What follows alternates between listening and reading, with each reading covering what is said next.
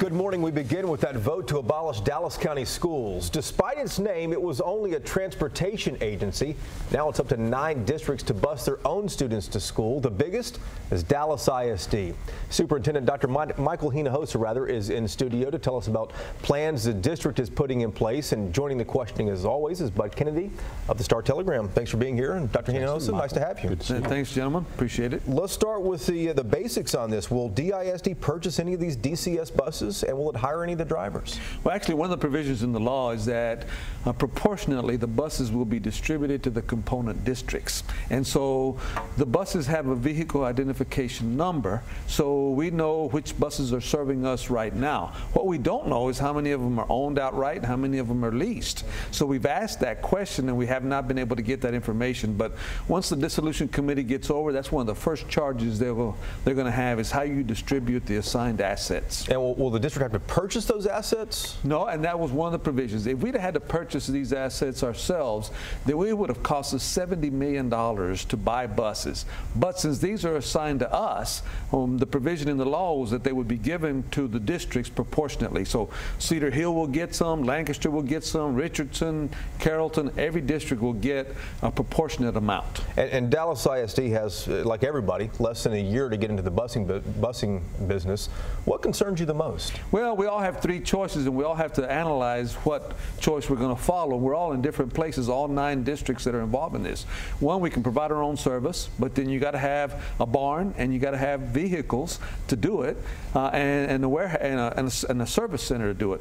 Second thing we can do, we can outsource completely to a company. But if you don't have buses, it's very expensive to do. Or the third thing you could do is you could do a cooperative agreement with another district. And so some of the districts are considering maybe going in together and having a cooperative agreement to do it.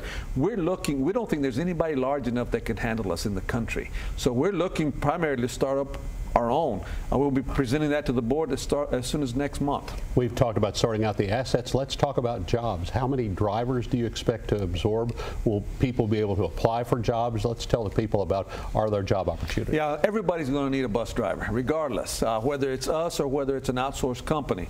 Of course, there are some nuances about that. Do they belong to teacher retirement system?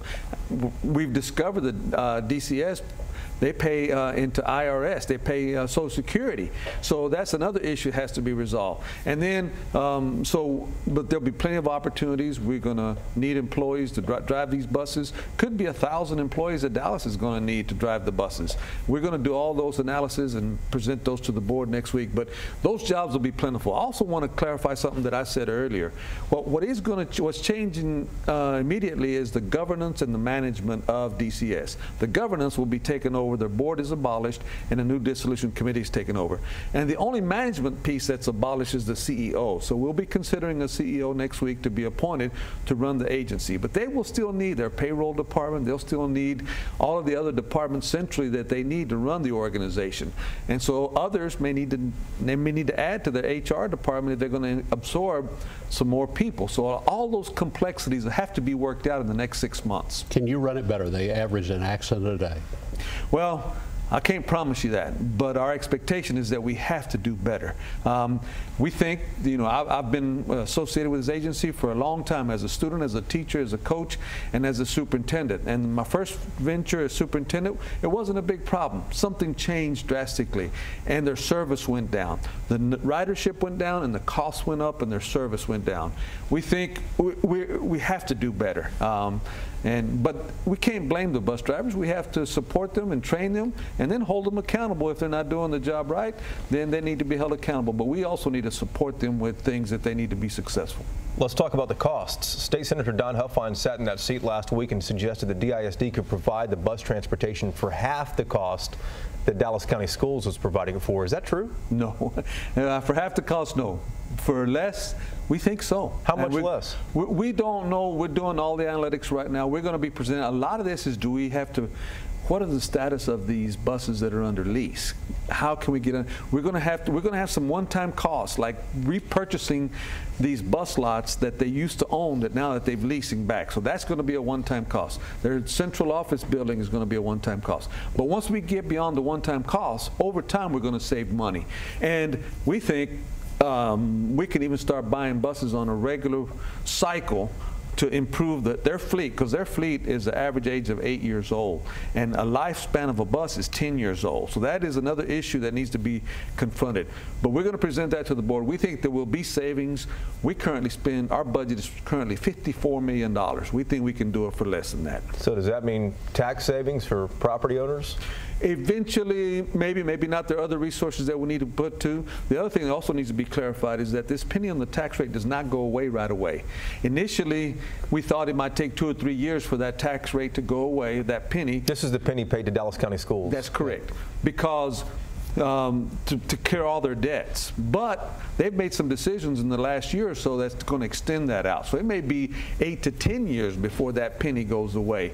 But the law is very specific that that penny stays in place until all their debts go away. Why don't you have the information about which buses are owned and which are leased? That's open records.